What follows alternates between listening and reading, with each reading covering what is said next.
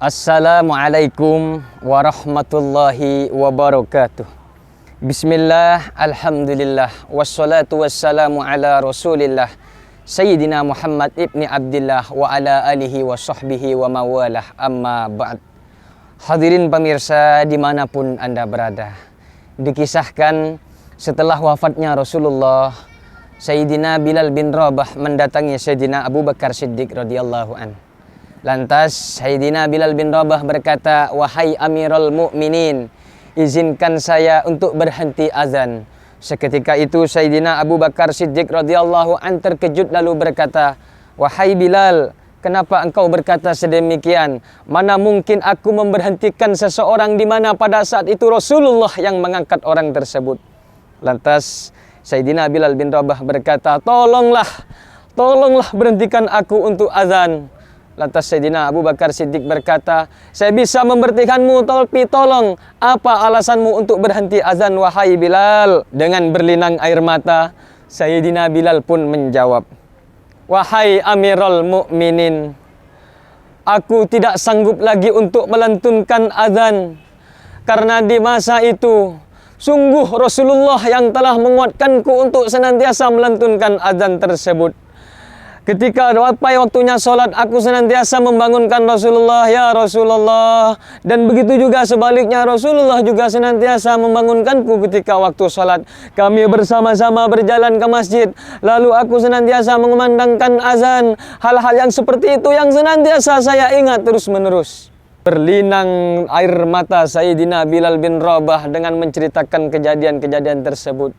Dan tanpa disadari Sayyidina Abu Bakar Siddiq radhiyallahu an juga meneteskan air mata. Lalu beliau menjawab, "Wahai Bilal, kalau memang begitu alasanmu, saya pasrahkan kepada dirimu." Setelah Sayyidina Abu Bakar mengizinkan Sayyidina Bilal untuk berhenti azan, lantas beliau hijrah ke negeri Syam. 1 minggu, 1 bulan, bahkan berbulan-bulan di sana. Tiba-tiba pada suatu malam, Sayyidina Bilal bin Rabah bermimpi bertemu dengan Rasulullah. Di dalam mimpi tersebut Rasulullah berkata, "Wahai Bilal, ma hadal jaba lima lam tazurni." Wahai Bilal, apa yang telah mengeraskan hatimu? Kenapa engkau jarang berkunjung kepadaku? Tiba-tiba pada saat itu Sayyidina Bilal bangun dari tidurnya. Lantas beliau ketakutan yang amat sangat. Beliau meneteskan air mata sejadi-jadinya. Seketika itu keluarga pun bertanya-tanya, "Wahai Bilal, kenapa engkau begini? Wahai Bilal, kenapa engkau begini?" Lantas Bilal pun menjawab, Aku takut. Lantas Bilal pun menjawab, "Sungguh aku takut. Sungguh Rasulullah telah datang kepadaku. Lantas beliau memarahiku karena aku jarang mengunjunginya." Lantas setelah itu keluarga pun menyuruh Sayyidina Bilal pergi ke kota Madinah untuk berziarah kepada Rasulullah. Di dalam perjalanan, Sayyidina Bilal tiada henti-hentinya terlalu membacakan selawat kepada Rasulullah sallallahu alaihi wasallam sampai suara beliau habis. Ketika sampai di kota Madinah, dengan penuh air mata yang menetes, beliau sampai di makam Rasulullah sallallahu alaihi wasallam dengan nada yang terbata-bata. "Assalamualaikum ya Rasulullah. Assalamualaikum ya Habiballah. Assalamualaikum ya Nabiullah." Itulah termasuk daripada segelintir sedihnya para sahabat ketika ditinggal oleh Rasulullah sallallahu alaihi wasallam. Lantas bagaimana dengan kita selaku umatnya Nabi Muhammad sallallahu alaihi wasallam? Umat yang sangat dirindukan oleh beliau, umat yang sangat dicintai oleh beliau, bahkan sampai akhir hayat beliau, ummati, umatlah yang paling diingat oleh beliau. Sudahkah hari ini kita berselawat kepada beliau? Pernahkah kita rindu kepada beliau?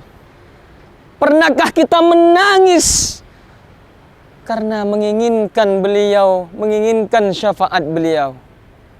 Hadirin jamaah aksi Indosiar dimanapun Anda berada, kenapa kita harus dituntut untuk senantiasa cinta kepada Rasulullah?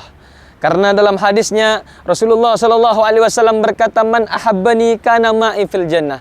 Barang siapa yang senang kepadaku maka akan ikut bersamaku di surga. Untuk apa kita hidup di dunia kalau kita tidak digunakan kecintaan kita terhadap Rasulullah? Karena itu yang akan mengumpulkan kita nanti di surganya Allah Subhanahu wa taala. Almar'u ma'aman ahabbah. Semoga kita senantiasa bisa berkumpul dengan Rasulullah Sallallahu Alaihi Wasallam dan kita diakui oleh beliau sebagai umatnya yang senantiasa menuruti suri tauladan beliau. Amin amin ya rabbal alamin.